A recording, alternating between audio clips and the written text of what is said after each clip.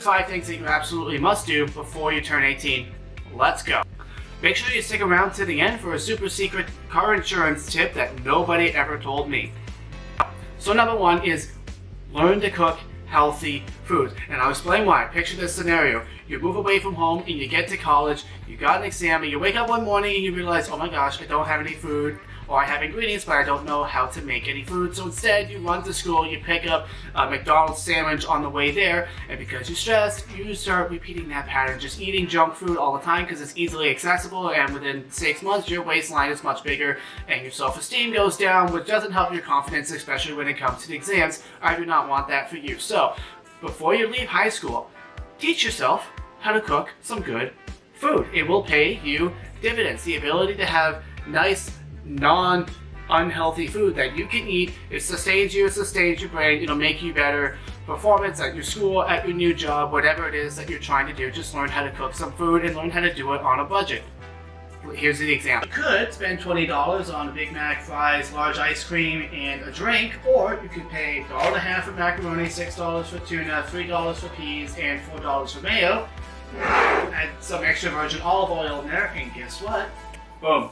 Well, it's just like 10, 20 meals, depending if I eat it with something or not. So $20 for one meal, or $20 for maybe 6 to 10 meals, depending on how much I eat at a time. The point is, you don't have to make this recipe. I'm not a chef. I'm not even saying you should make this or that this is even any good. The point is that if you learn how to cook, you can go to the grocery store and make a lot more food for less money than if you would eating out every single day. You will save time, money, and your waistline if you teach yourself how to cook before you turn 18 and get the heck out of the house. The second thing you need to do is just go out and volunteer. You want to get in tune with your emotions and your feelings in your community in terms of helping others who are less fortunate than you. I think that's just a really good habit that you want to get into, because you'll carry it with you for the rest of your life. And even though that you may become super successful, you'll always have that inclination to give back to the community. So I really want you to familiarize yourself with what it actually feels like to help someone that's less fortunate than you. Second, you want to get into some sort of leadership role. It doesn't really matter where: Air Cadets, Cub Scouts, Boy Scouts, promotion at your new job, class president, volunteer work, whatever. It doesn't matter. You want to get into a leadership role because this will give your brain a chance to catalog the idea and the experience of what it is to have to organize and manage other people. Yes, it's stressful. Yes, it causes anxiety. That's the point.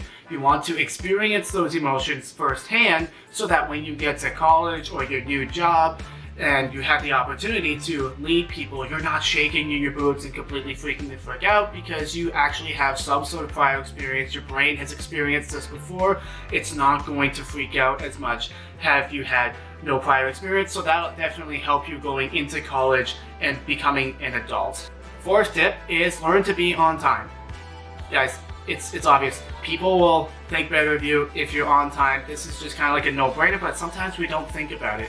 So it can be very, very easy to just get into this rut or this pattern, or if we have friends or families that sort of like let us off the hook.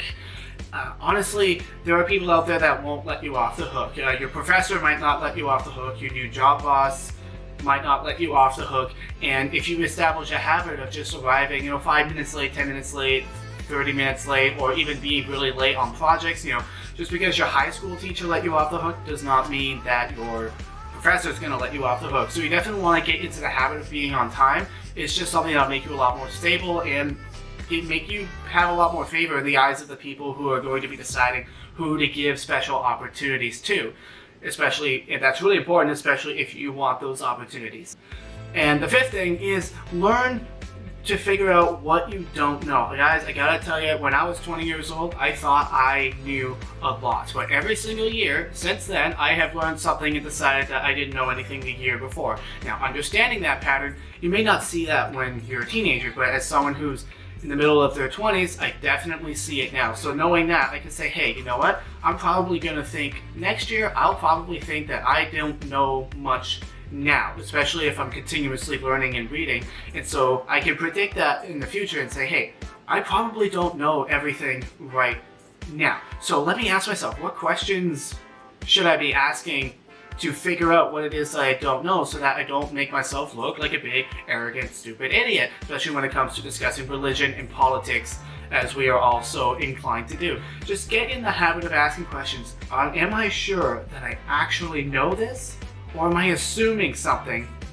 And where might my knowledge be incomplete? Getting in the habit of doing that will save you so many embarrassing times. Trust me on this. Start figuring out what it is that you don't know and learn to ask yourself the question, do I know everything? Or is there something that I don't know? And learn to seek out what you don't know. Basically, the smarter you are, the more you realize that you don't know everything. Does that make sense? And that empowers you to go and learn, which means you actually end up learning more. So realizing that you don't know stuff, it means that you will probably end up knowing more than other people, because most people can't recognize that they're ignorant. So do that. And the last tip, special bonus tip number 6 that I promise. And now I gotta say, I'm not a financial or insurance expert. This is just my insurance experience. I experienced getting a much lower insurance premium than I initially thought I would. And the way that it happened is that I got my license and I started driving my parents' vehicles, and I was insured by their insurer on their vehicles for as long as I drove their vehicles, and I had 0 accidents. So when it came time for me to get my own car and insure my own car, I went with the same insurance, and since they already knew me, I think, I ended up getting a ridiculously low insurance premium. So what I want you to do, get on your parents' insurance, get your license, drive their cars, and do not mess up. Do not get in an accident. Do not cause this insurance company any grief whatsoever. You want them to think that you are not a liability to them. If they believe that, they are more apt to give you a smaller premium. Again, not financial advice, just my personal experience. I got a very tiny premium simply because I had 0 accidents and the insurance company already knew who I was.